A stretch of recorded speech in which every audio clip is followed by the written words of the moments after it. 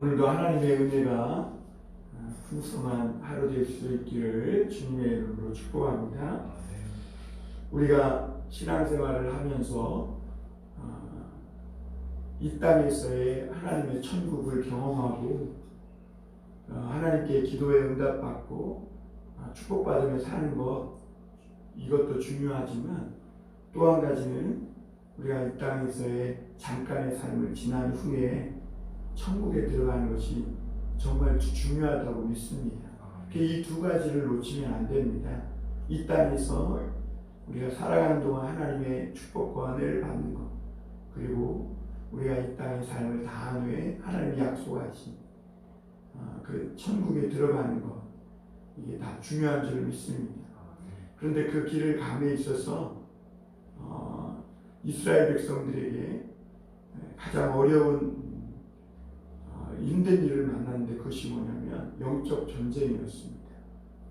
가나안 땅을 진입하기 전에 모압 왕 발락이 발람 주술사를 불러서 이스라엘을 저주하게 하고, 또 이스라엘로 하여금 하나님 앞에서 그들의 반역과 불순종에 대해서 참소하고 있는 것이죠. 우리가 하나님 나라에 들어감에 있어서도 가장 조심해야 될 것이 어떻게 보면 이 사단과의 싸움입니다. 우리를 고소하고 자꾸 참소하고 우리로 하여금 자꾸 넘어지고 실족하게 하는, 어떻게 해서든지 하나님과의 관계를 떼어놓으려고 하는 이 사단과의 영적 전쟁에서 승리하는 것이 중요한 줄 믿습니다. 우리가 그러므로 세상에서 살아가면서 무엇을 열심히 하고 최선을 다하는 것도 중요합니다. 그래야 성공하지 않겠습니까? 그런데 또 그것보다 더 중요한 것이 뭐냐면 이 모든 것 위에 하나님의 지지와 하나님의 은혜를 받는 겁니다. 왜냐하면 내가 아무리 열심히 해도 거기에 하나님의 은혜가 더해지지 않으면 사실 그보다 뛰어날 수 없기 때문에. 그래서 어떻게 보면 이 세상에 못당한 자가 있는데 그 사람이 누구냐? 하나님께 은혜를 받는 자예요. 이런 사람은 감당치 못하게 되는 줄 믿습니다. 그래서 성경 로마서 8장 31절에 보면 만일 하나님이 우리를 위하시면 누가 우리를 헤아리고 그랬어요. 그러니까 하나님께 지지를 받고 하나님의 사랑을 받는 자는 아무리 외부에서 공격하고 욕을 하고 저주를 해도 그를 당할 재간이 없다는 것입니다. 하나님의 축복과 하나님의 사랑과 지지를 받는 그런 사람은 오늘 저주하려고 왔다가도 하나님이 그 입을 틀어 막으셔서 축복으로 그 사람을 축복하게 되고, 결국은 그 사람이 승리했음을 인정할 수밖에 없는, 그렇게 하나님이 인도해 주시고 우리를 축복해 주시는 줄 믿습니다. 오늘 1절에서 2절에 보면 발람이 발락에게 이르되 나를 위하여 여기 제단 7을 쌓고 여기 수송아지 7마리와 순장 7마리를 준비하소서 하며 발락이 발람의 말대로 준비한 후에 발락과 발람이 제단에 수송아지와 순양을 드리니라, 이렇게 말씀합니다.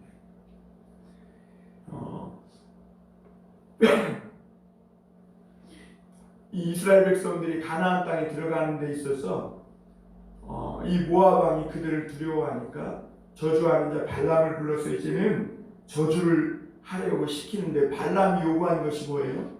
7제단을 쌓고 수송아지 7과 순양 7을 드리라는 것입니다. 이 발람의 이 모함, 이 발람의 이 꾀는 굉장합니다. 지금 이스라엘을 해하고자 하는 이 음모는 영적으로 엄청난 그런 음모를 꾸미고 있는데, 그것이 뭐냐면 이스라엘의 이 약점을 파고들겠다는 겁니다. 오늘날 하나님의 백성들을 공격하는 사단의 이 세 가지 크게 방향이 있는데, 그게 첫 번째 뭐냐면 적대적인 사람들을 통해서 저주하고 요구하고 공격하는 것입니다. 하나님을 믿는 사람들을 공격해요. 하나님을 믿는 사람들에게는 그 뭐라고 다 말로 표현할 수 없는 존귀함이 있거든요. 그러니까 영적으로 세상적으로 좀 교양 있고 세련되고 이런 수준을 넘어서는 무언가 그 존귀함이 그 믿는 성도에게는 있거든요. 그런데 믿지 않는 사람들은 어떻게든지 이것이 싫은 거예요. 교만한 자들. 그러니까 어떻게 해서든지 이 기독교인들을 또 예수 믿는 것을 욕하고 또 그것을 가지고 더 이렇게 예수 믿는 자들을 저주하려고 하는 그런 것들, 그런 어떤 상황, 현상들을 우리가 보게 됩니다. 그런데 성경은 그런 욕과 공격은 그냥 울리는 꽹과리 소리에 불과하다는 것입니다. 까닭 없는 저주는 절대로 요란한 소리에 불과하지, 이 까닭 없는 저주가 그 사람에게 임하지 않는다는 거예요. 그래서 잠언서 26장 2절에 보면 까닭 없는 저주는 참새가 떠도는 것과 제비가 날아가는 것 같이 이루어지지 아니하리라 이렇게 말합니다. 그러니까 까닭 없는 저주를요, 참새가 그냥 여기 앉았다 저기 앉았다, 제비가 왔다가 날아가는 그런 걸로 비유했음을 볼 수가 있습니다. 그러니까 그런 말에 예수 믿지 않는 사람들이 이 사납게 공격하고 욕하고 예수 믿는 것을 그것을 더 무기 삼아서 우리를 공격할 때 절대로 흔들리거나 거기에 우리의 감정이 울그락불그락 할 필요가 없다고, 그러므로 존귀함을 잃지 말라, 이렇게 잃지 않는 것이 우리에게 중요한 줄 믿습니다. 두 번째로는 가까운 사람을 통해 빈정거리고 비아냥해서 우리 감정에 상처를 입히는 것입니다. 예를 들어서 이런 겁니다. 다윗이 하나님의 궤를 모셔오다가 우사가 죽는 이런 큰 실패를 한번 겪습니다. 그런데 두 번째, 하나님의 제사장들을 통해 어깨에 하나님의 궤를 메고 예루살렘에 모셔오는 그 일에 성공을 하게 됩니다. 그리고 이 다윗이 너무 기쁘고 좋은 나머지 춤을 춰요. 그런데 미갈이 창문에서 이렇게 쓱 내다보고 있다가 다윗이 너무 기쁜 나머지 춤을 춰가지고 바지꼬리가 내려가니까 왕이 채통 없게 하늘들 앞에서 춤을 춘다고, 그러면서 비아냥되니까 이 다윗이 그 마음의 상처를 이기지 못하고 분노를 폭발해버려요. 그러니까 마귀는 그렇게 이게 나와 상관없는 사람이면 괜찮아요. 그런데 가까운 사람들을 통해서 내가 예수님 믿는 것을 비아냥대고 또 내가 예수 믿는 그 일 때문에 그것을 가지고 빈정거리고 이런 것들을 통해서 우리의 믿음을 상처내고 긁어서 부스럼을 생기게 한다는 것입니다. 그러나 절대로 거기에 넘어가서는 안 될 줄 믿습니다. 세 번째 또 하나가 뭐냐면 이 마귀는 과거의 죄를 들춰내서 자꾸 양심을 공격한다는 거예요. 요즘 사람들의 가장 큰 병은 간경화나 이런 게 아니라 양심 병화증에 걸리는 것입니다. 웬만한 일로는 요즘 사람들은 양심의 가치를 느끼지 않는다는 거예요. 예수 그리스도의 이 피는 그런데 예수님을 믿는 순간 예수님을 믿는 사람의 양심을 되살려 놓습니다. 그러니까 예수님을 믿으면 힘든 것이 뭐냐면 이 양심이 살아나다 보니까 너무 예민한 거예요. 그래서 예수님을 잘 믿으면 믿을수록 우리가 더 죄 앞에 민감해지고 예민해지는 것이죠. 예수님을 잘 믿으면 유혹이 떠나가고 전혀 충동이 없으니까 그렇지 않아요. 예수님은 사역하시기 전에 모든 이 사단의 공격을 물리치셨잖아요. 그럼에도 불구하고 항상 예수님을 따라다니는 유혹이 있는데 그것이 뭐냐면 십자가 지지 말라. 오히려 더 예수님을 유혹하고 충동질한 것이 마귀가 충동질한 것이 그 예수님 자신을 십자가에 내어주고 죄인인 우리들을 구원하지 못하게 하는 그 일이었음을 보게 돼요. 그러니까 예수님을 잘 믿을수록 우리가 영적으로 성숙하고 충만할수록 유혹이 없느냐? 그렇지 않다는 거. 오히려 더 유혹이 강하게 우리에게 들어오고 마귀가 더 우리를 어떻게 해요? 공격하는 것이죠. 그래서 이 예수님을 믿으면 잘 믿을수록 또 성숙하면 성숙할수록 이 영적으로 자꾸 양심적으로 예민해지다 보니까 작은 죄 하나에도 굉장히 막 몸서리치고 끙끙 앓고 하게 되는 겁니다. 예수 믿는 사람. 이때 사단은 이런 예수 믿는 사람들의 이 깨끗한 양심 감정을 더 부추겨가지고 충동질해서 구원의 기쁨을 다 빼앗아가는 거예요. 이 로마서 7장에 보면 사도 바울이 오호라 나는 곤고한 자라. 선을 행하고자 하는 마음은 내게 있으나 내가 선을 행하지 않고 원하지 않는 악을 행하는 도다. 오호라 나는 곤고한 자라. 이 사망의 늪에서 누가 나를 구원해 줄고 이렇게 고백합니다. 그래서 마치 이 믿는 사람들이 정말 하나님께 은혜 받고 잘 섬기다가도 어떤 작은 죄 하나 때문에 구원의 기쁨도 다 빼앗기고 용서받지 못할 자처럼 하나님께서는 존귀하고 거룩한 자로 의인으로 세워주셨음에도 불구하고 자꾸 이 마귀가 하는 소리를 정죄하고 참소하는 소리를 듣다 보니까 사망의 입구까지 가는 거예요.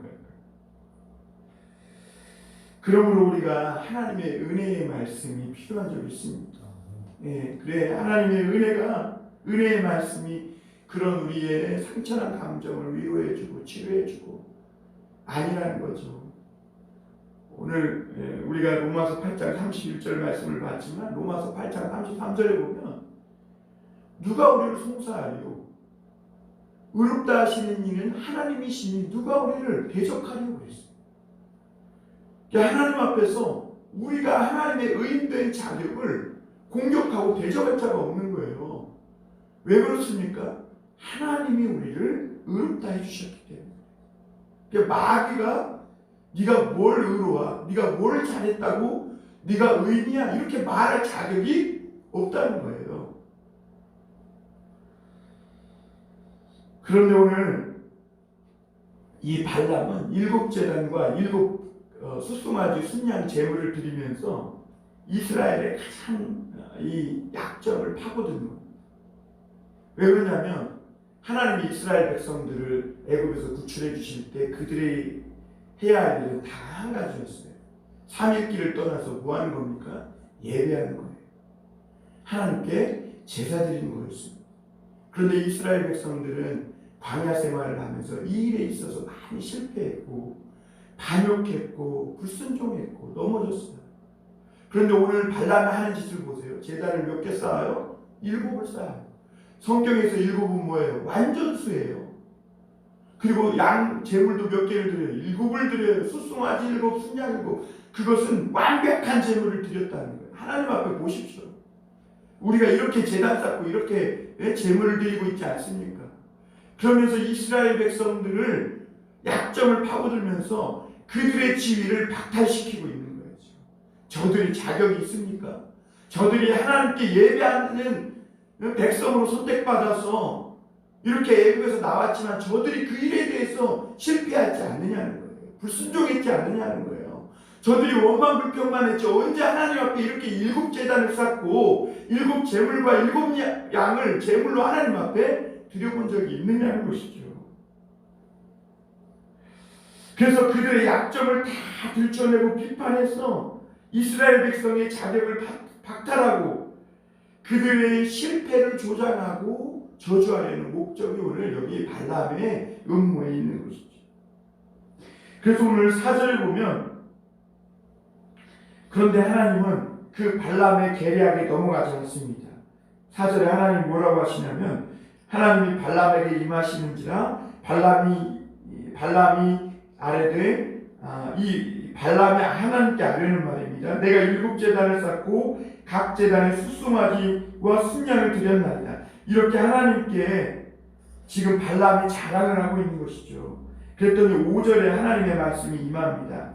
여호와께서 발람의 입에 말씀을 주시며 이르시되 발람에게 돌아가서 이렇게 말할지니라. 6절 그가 발락에게로 돌아가 즉 발락과 모압의 모든 고관이 번제물 곁에 함께 섰더라 이렇게.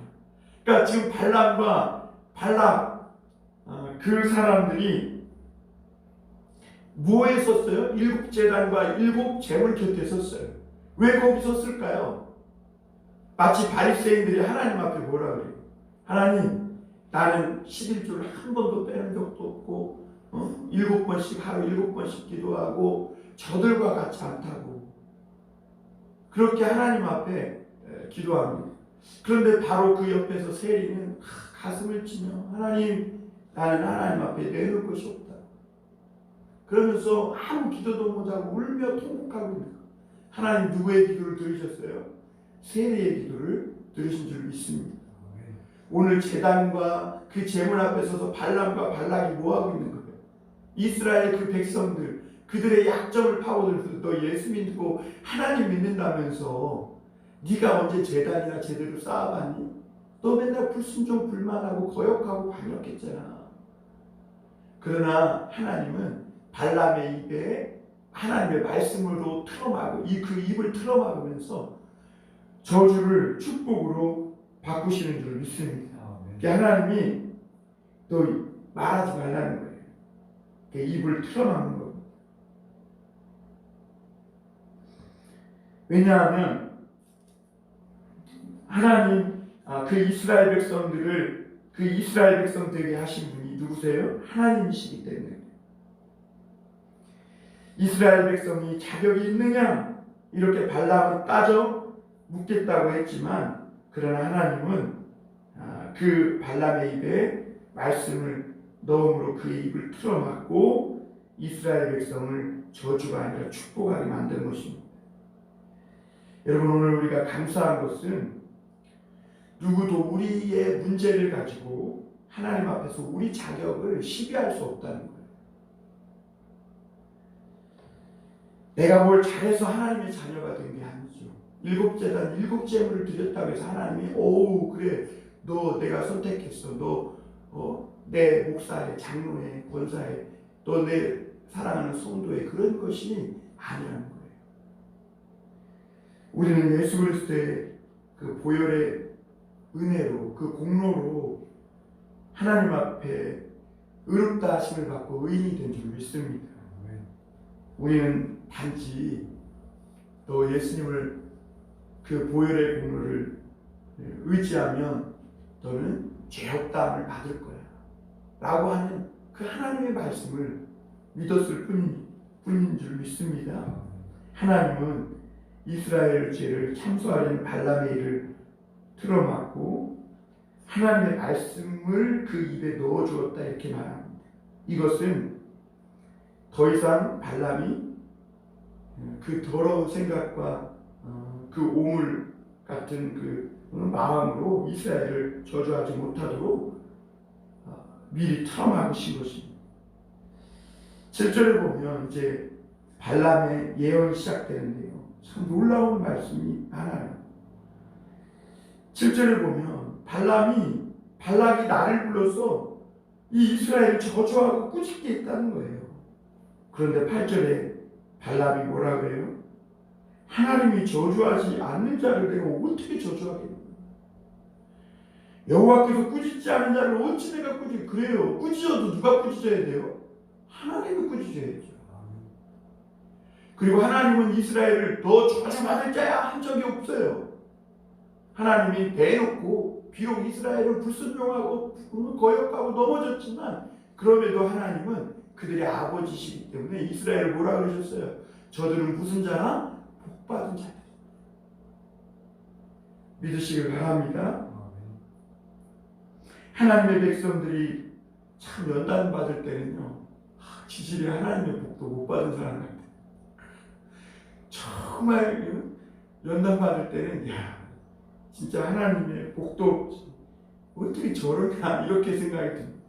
그런데 연단을 다 받고 정금같이 나올 때는 어떻게 되는 줄 알아요? 사람들이 다 그를 진짜 저 사람 하나님의 복을 받았구나 하고 인정할 수밖에 없는 줄 믿습니다. 반면 발람은 어때요? 나귀에게도 꾸짖음 받아요. 나귀에게도 책망받고 꾸짖음 받고, 나귀만 또 못한 발람이었죠. 이스라엘 백성은 맞아요. 아직 성숙하지 못했고 교양도 부족한 건 사실이에요. 그러나 하나님은 이스라엘 백성들의 중심을 보시는 분이신 줄 믿습니다. 오늘 9절에서 10절에 보면 이 발람은 이들이 홀로 처할 자들이라고 말합니다. 다시 말하면 이들이 하나님 앞에 세상 사람들과 다른 사람들이라는 것을 분명히 하는 것입니다. 그리고 10절에 보면 그러므로 이들이 받은 축복을 4분의 1이나 누가 능히 셀 수 있겠느냐. 그러면서 자기도 의인의 죽음을 죽기를 원한다 그랬어요. 오늘 13절에 보면 발람이 축복과 저주하지 않고 축복하니까 야 다른 데로 가서 보자. 그들의 끝만 보이는 장소에 가서 그들이 얼마나 잘못된지 보여주겠다 하면서 장소를 옮깁니다. 그러니까 관점을 바꾸는 거예요. 그러니까 우리가 다른 사람을 비판하고 저주하게 되는 이유가 뭐냐면 한쪽 끝만 보기 때문에 그래요. 그런데 거기서도 똑같이 하나님이 발람의 입을 틀어막고 하나님의 말씀을 주니까 오늘 유명한 말이 나오죠. 19절에 보면 하나님은 인생이 아니시니 거짓말을 하지 아니하시고, 이게 옛날 개혁에는 시건치 아니하시고 그랬거든요. 인생이 아니시니 후회하지 않으시되 어찌 그 말씀하신 바를 행하지 않으시며 하신 말씀을 실행하지 않으시고, 그러니까 하나님이 이스라엘 백성들을 향해서 계획하고 그들을 향해 하나님 하신 이 말씀을 절대로 거두지 않고 신실하신 하나님이시라는 거예요. 약속하신 말씀을 이루시는 그런 하나님이신 줄 믿습니다. 그러면서 21절에 보면 하나님이 야곱의 허물을 보지 않으시며 이스라엘의 반역을 보지 않는다.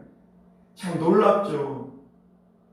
사랑하는 부모에게는요, 이 자식의 이 거역, 이 불순종이 보이지 않아요. 물론 때로는 징계 당하고 채찍도 되시지만 이 부모는, 하나님은 우리의 아버지가 되셔서 그걸 보지 않아요. 참 놀라운 말씀이죠. 그래서 23절에 보면 야곱을 해할 정술도 없고 그를 해할 복술도 없어. 그러니까 이 세상에 무슨 피해 법칙, 정죄, 팔자, 손 없는 날 이런 거 안 통한다는 거야. 그러면서 예수 믿는 사람들은 하나님 앞에 정말 세상 가운데 아주 특별한 사람들이고 하나님이 축복해 주시기 때문에 당할 재간이 없는 하나님의 복받은 자들이라고 말씀하고 있는 줄 믿습니다. 그런데 여기서 우리가 한 가지만 길어졌지만 더 말씀드리고 갈 것은 발람은 이 이스라엘 백성들이 받은 축복을 부러워해요. 그래서 나도 그들과 같이 축복하는 것을 받는 것을 보면서 나도 의인의 죽음같이 죽기를 원한다 이렇게 부러워하고 그렇습니다. 그러나 발람은 그런 하나님의 축복을 받으려면 그가 축복의 자리로 나와야 돼요. 저주의 자리를 떠나서 축복의 자리인 하나님의 은혜의 자리로 나와야 하는 것입니다. 그런데 하나님의 축복은 원하면서도 저주의 자리에 서 있다면 하나님의 축복을 받을 수가 없는 것이죠. 예수님을 믿고 하나님의 자녀가 되는 그 자리로 자기의 죄를 자복하고 나올 때 하나님의 축복을 받을 수 있게 되는 줄 믿습니다. 그런데 많은 사람들이 복받기 원하면서 이 저주의 자리에서 떠나지 못하고 머물러 있다는 거예요. 그러니까 머리와 가슴이 따로 노는 것이죠. 결국 발람은 어떻게 됐을까요? 의인으로 죽지 못합니다. 악인으로 죽었습니다. 왜냐하면 발람이 입으로만 하나님을 섬겼기 때문에 그렇습니다. 여러분 오늘 그렇습니다. 하나님의 축복받은 자는 능히 당할 자가 없는 줄 믿습니다. 오늘 우리가 하나님이 우리를 불러주셔서 저주의 자리를 떠나 축복의 자리, 하나님의 자녀가 되는 그 의인의 자리에 하나님의 은혜로 나오게 된 줄 믿습니다. 오늘도 그것을 믿으시고 우리를 참소하는 모든 사단의 소리에 듣지 마시고 하나님이 그 입을 틀어막으심을 믿으시고 오늘 말씀을 들으시고 승리하시고 또 오늘 하루를 주님의 은혜 가운데 복된 하루 보내실 수 있기를 주님의 이름으로 축원합니다.